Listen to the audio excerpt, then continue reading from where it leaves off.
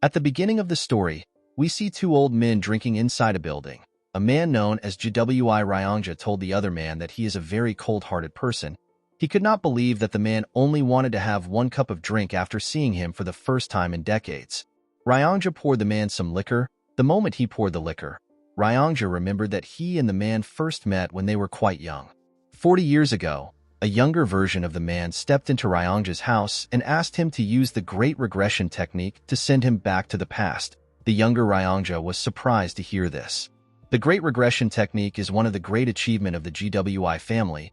It is a technique that has been researched for centuries, and it has been passed down in the family. It was a technique that was incredibly difficult to use. Ryongja also tried to complete the technique, however, he had to give up.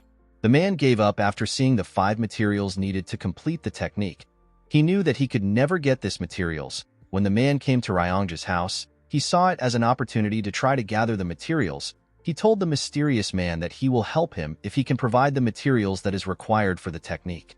The first material needed is the Thunder Bell. It is a sacred artifact of the Heavenly Wind Cult. The next is the Divine Incense Brazier. This is a sacred artifact of the Divine Dragon family. The next is the core essence of the 10,000 Years Carp. The fourth item is the secret demonic soul of the demonic cult.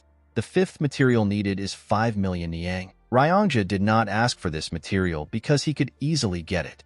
To Ryongja's surprise, the mysterious man was able to obtain the first 3 items over several decades. However, for him to get the secret demonic soul of the demonic cult, the man had to disappear from the world for a long time.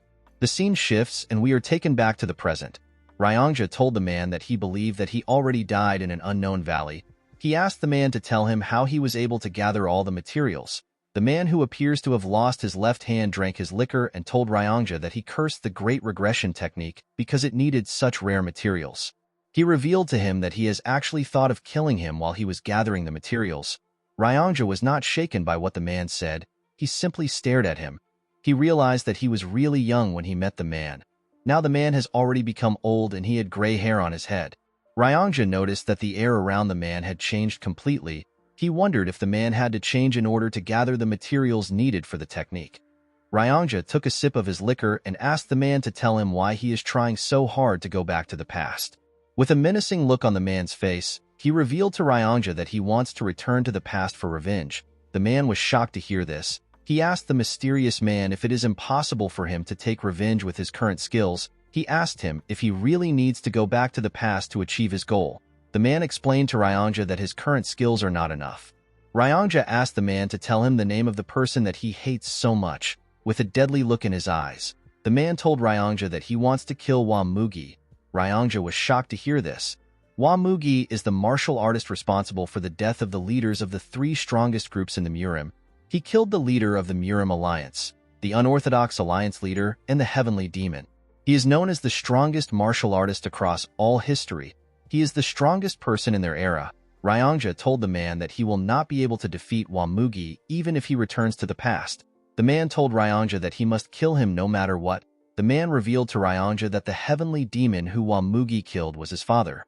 Ryongja was shocked to hear this. The man explained to Ryongja that he does not seek revenge because his father was killed, or because his sly bastard of a brother was killed. He did not see it as a big deal for people who have given their lives to demons to be killed. Ryongja asked the man to share his reason. According to the man, on the day of the attack, Wamugi killed servants, cooks, and even young children who did not know martial arts. He even killed all the cats and dogs that were reared. Ryongja was shocked to hear this. He told the man that Wamugi would never do such a thing. He told him that he does not believe him. The man explained to Ryongja that he does not care if he does not believe him. He revealed to him that he cannot kill Wamugi in this age, so he must go back to the past to take his revenge. The man told Ryongja that he will ask Wamugi to tell him why a strong person like him needs to kill children. He told him that he will ask this question before he kills him. Ryongja felt bad for the man when he heard this. He told the man to do him a favor if he successfully returns to the past. He begged the man to find him in the past. The man asked Ryongja to tell him his reason for the favor. With a serious look on his face, Ryongja begged the man to stop him from getting married. The room became silent when Ryongja said this. The man immediately burst into laughter. Ryongja did not understand why the man was laughing. He assured him that he is quite serious. He begged the man to tell him to live alone for the rest of his life. With a smile on his face, the man promised Ryongja that he will fulfill his wish. After hearing the man say this, Ryongja asked the man to follow him to the room where he will perform the technique. When the man stood up, he could barely hold himself. Ryongja quickly ran to assist him. He asked the man if he is all right. The man told Ryongja that he is fine. He revealed to him that he lost one arm and one eye while trying to obtain the secret demonic soul. The man believed that this was a cheap price to pay for such an artifact. The scene shifts and we see Ryongja place 4 items in front of him. He opened the box containing the demonic soul and placed it next to the other materials. Immediately he did this, he began to chant something. The moment he started chanting, the demonic soul began to release a large amount of dark energy. As Ryongja chanted, each of the items began to release some energy. The energy fused together and a bright light shined. The moment the light shined, a large spatial crack appeared in the room. Ryongja was shocked to see this. He could not believe that he actually managed to perform the technique successfully. He turned to the man and told him that he did it. When Ryongja turned around, he saw the man sitting on the ground. The man appeared to be struggling. He was breathing heavily and doing his best to stay conscious. Ryongja was surprised to see this. He turned around and took a look at the portal. He turns back to the man and apologized to him. As he walked towards the portal, he promised the man that he will find him in the past and warn him about the impending disaster. He explained to the man that it has always been the GWI family's greatest wish to return to the past. Before Ryongja could step into the portal, his body stopped moving. He immediately realized that his acupoint has been sealed. The man appeared behind him. With a horrifying tone in his voice, the man asked him to tell him why he would try to do such a thing. Ryongja was terrified to hear the man's voice. He began to tremble. The man moved close to him and grabbed his neck. He asked Ryongja to tell him why he would try to betray him. He grabbed his neck and began to choke him. With tears in his eyes, Ryongja explained to the man that he lost his rationality for a short instant. He begged the man to forgive him. He told him that he should have never tried to do such a stupid thing because the man was the one who suffered to get the materials. The man glared at Ryongja when he heard this. He let go of the old man. He told him that he is also a selfish person. He revealed to Ryongja that he was only able to gather the materials by not caring about others. The man grit his teeth and told Ryongja that he would have killed him if he was someone else. While Ryongja was trying to catch his breath, the man places his hand on his shoulder and thanked him for waiting his entire life for him. Ryongja was shocked to hear this. He was surprised to see that the man was smiling at him. With tears flowing out of his eyes, Ryongja began to apologize to the man. While he was apologizing, he suddenly stopped moving. The man was shocked to see this. When he looked around, he noticed that everything had stopped moving. The man could not comprehend what was happening. While the man was looking at Ryongja, someone told him that he has passed the test. The man was surprised to hear this. When he turned around, he saw a very old man who was glowing. The man appeared to be a deity. The man asked the deity for his identity. The deity explained to him that he is the one who can send him back to the past. The man was shocked to hear this. The old man asked our protagonist if he truly believes that a mere creature and some items will make it possible for him to travel to the past. The man used his powers to raise the materials and told our protagonist that the items are not the true materials. He explained to him that the true materials are the efforts he offered when he gathered the items. The deity told the man that he has passed the test by living his life with a single goal and by sacrificing everything he had to achieve his goal. The deity explained to the man that his last test was to forgive Ryongja. He told him that the test was the toughest test out of everything. He was surprised to see that the man easily passed the test. The man asked the deity to send him back to the past since he has passed the test. The old man asked our protagonist to tell him what he will do in the past. With a serious look on his face, the man revealed to the deity that he will kill whoever deserves to die and save those who are not supposed to die. The deity asked him if that is all he wants to do. The man told the deity that he will try to live a meaningful life. He told him that the reason he is so desperate to go back to the past is because he regrets the way he lived his life, and he has so much hatred for Wamugi. The deity asked the man to tell him what he regrets. The man screamed that he regretted everything. He explained to him that since his birth, none of his actions has ever been of his own free will. They have always been driven by something. He told him that he was pushed around by so many things, and before he could live for himself, he had already reached the end of his life. The deity smiled when he heard this. He told the man that he is looking forward to see how he will live his new life. The moment he said this, his body began to fade away. After the deity left, time started moving again. Ryongja continued begging the man. The man was surprised to hear Ryongja's voice. Ryongja begged the man to not forget his promise of stopping him from getting married. The man smiled when he heard this.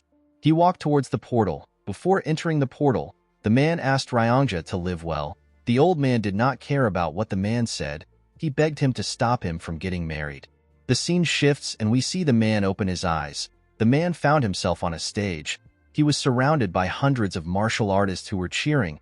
In front of the man was a statue of a demon. The man looked around and saw the faces of the martial artists cheering around him. The man smiled when he saw their faces. He realized that he had actually returned. While looking around, the man felt a certain energy. When the man looked up, he saw a man sitting on a huge chair at the top of a building. The man was surrounded by other people who were sitting around him. This man is the heavenly demon and our protagonist's father. The heavenly demon noticed that his son was staring at him. Our boy smiled as he looked his father in the eyes.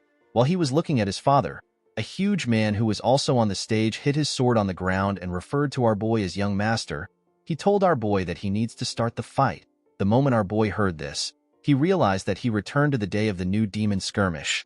The heavenly demon declared that he would not limit the selection of the next cult leader to only his bloodline. This declaration caused an uproar within the cult, because this meant that anyone can become the heavenly demon as long as they are the strongest. In order to show that he is serious about his announcement, the heavenly demon launched a fighting competition among the next generational leaders of the cult. The competition is known as the New Demon Skirmish. The victor of the New Demon Skirmish will be given the chance to challenge one of the heavenly demon's two sons. Whoever wins the fight will be given one wish for the heavenly demon to grant. The big idiot currently in front of our boy chose to challenge him in order to get the wish. The man asked our boy to simply give up. While staring at the idiot, our boy remembered how angry he was that the man chose him in the past. He was offended because the man thought that he was weaker than his older brother. However, the truth was that the man chose him for a different reason. The man had bribed the cook in our boy's kitchen. He made the cook mix energy-dispersing poison into his rice. He did this to stop our young master from temporarily using his energy. Our boy lost the match because of this dirty trick. He tried to explain everything to his father, but the heavenly demon did not respond to him. Instead, he looked at his son with eyes that seemed to be blaming him for falling for such a petty trick. Our boy made up for his defeat by doing a few things that pushed him to his limit. Due to the mistakes and failures he experienced, he slowly lost his place in the succession war. Our boy realized that his predicament started from this particular defeat. Due to the fact that the young master did not say anything, the huge man asked him if he is distracted despite being in a fight. Our boy did not know how to respond to this. He asked the idiot for his name. The huge man was annoyed to hear this. He told the young master that his name is Pungo. He asked our boy if he is ignoring him. The moment he said his name, the man remembered him. He remembered that Pungo is one of the 7 disciples of the 8 demon supremes. His master's name is Kyanpa, and he is known as Blood Heaven Sword Demon. Pungo is the 5th disciple of Kyanpa. Pungo told the young master that he must be confident in his abilities for him to mess with him. The man did not reply to the idiot. He turned to see his father. While looking at the heavenly demon, our boy noticed something. While looking at his father's eyes, he could tell that his father already knew that he was poisoned with the energy-dispersing poison. The heavenly demon was simply observing how our boy would take care of this problematic situation. Due to the fact that the man still had what he learned in his past life, he was certain that he could defeat Pungo in a single move without any inner energy. However, the man did not want to show his true skills. He believed that he needed to hide his skills for now. Our boy raised his hand up and said that he has an announcement to make. He told the martial artist that he is willing to fight Pungo without any inner energy. The martial artists and Pungo were shocked to see this. The martial artists began to scream and cheer for our boy. They referred to him as the Unrivaled Swordsman. Pungo was shocked to see this. The big idiot panicked and raised his hand up. He told everyone that he will also not make use of any inner energy. The martial artists stopped cheering when they heard this. They did not understand why Pungo was not fighting with his inner energy. They believed that the duel will be boring if 2 people fight without inner energy. Pungo was annoyed to see how everyone dismissed his announcement. He picked up his sword and told our boy that even though he is not using any inner energy, his sword has no eyes. He told him that his sword can cut anything it touches. The man was not listening to the idiot. He was more focused on the fact that his younger body felt foreign to him. He wondered if he will be able to move his body the way he wants. Pungo took a stance and asked our boy to unsheath his sword. The man threw his sword to the ground and told the idiot that he does not need it against him. The martial artists began to laugh when they heard this. They told Pungo that our boy is looking down on him. The idiot was embarrassed to hear this. He told our boy that he will not kill him because he is the son of the cult leader. He assured him that he will take one of his hands. The moment he said this, he rushed to attack the man. When Pungo launched his first attack, the man easily dodged it. The man was surprised to see that his body was even faster than he thought. Pungo moved to the side and tried to cut our boy's head off. Our boy jumped before the sword could touch him. The moment he landed on the ground, he placed his hand on his chest to see how fast his heart was beating. He was happy to see his heart beating with so much strength. Pungo was annoyed to see that the man was ignoring him. He rushed to attack him. This time our boy closed the gap between himself and the idiot. He used his elbow to hit the man in his chest. Pungo screamed out in pain. Before he could fall to the ground, the man used his hand to hit him in the head. The attack was quite heavy. It made Pungo cough out some blood.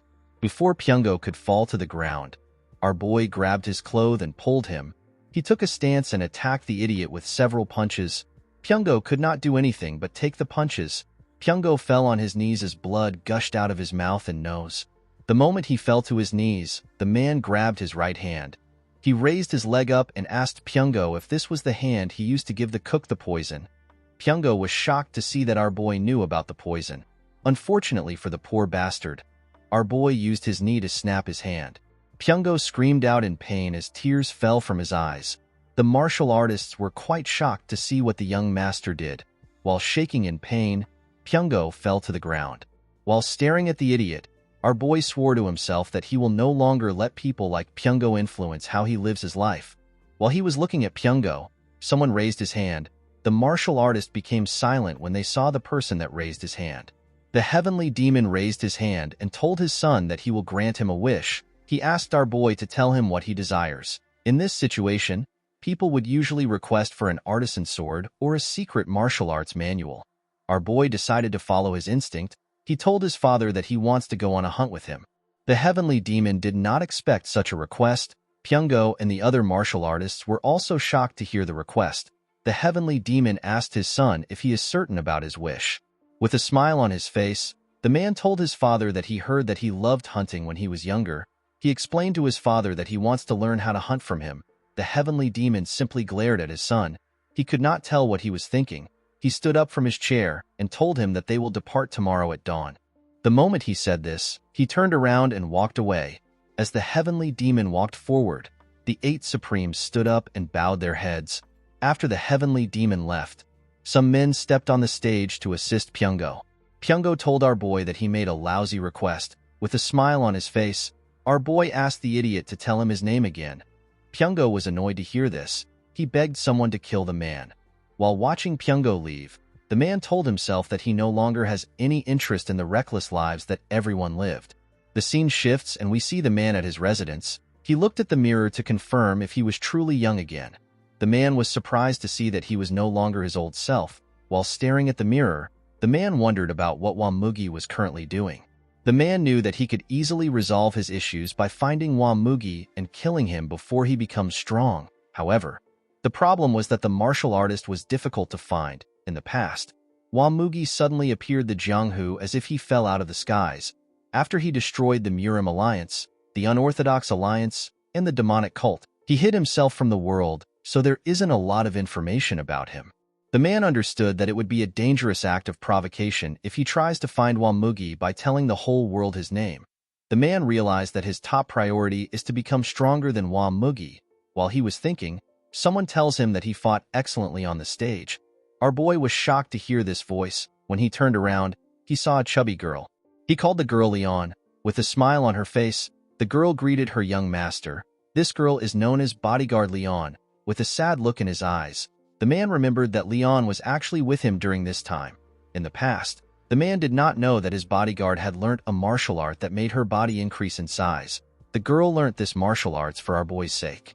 The martial arts is known as the body petrification technique. It gives its user the ability to temporarily make their body as tough as a rock. It is a secret technique only known to certain people in the cult. The biggest flaw of this technique is that it makes the user's body really big. In the past, Leon threw her body in front of the man in order to block a sword aura which Mugi sent at him. It was thanks to her sacrifice that the man was able to survive the attack on the cult. Upon seeing how her master was looking at her, Leon asked him if something is wrong. When the man heard the girl's voice, he was shocked to see how nice it was. The man never paid attention to her voice in the past. Our boy could not believe that he thought of such a nice girl who was ready to throw her life away for him as a simple guard. He realized that he took her for granted. Our boy walked up to the girl and smiled at her. He noticed that she was bigger than he remembered. Leon did not understand what was happening. She did not know why her master was acting weird. Guys, we have come to the end of our video. If you guys want part 2 of this recap, let me know in the comments section. Don't forget to like and smash that subscribe button for more recaps. See you guys later.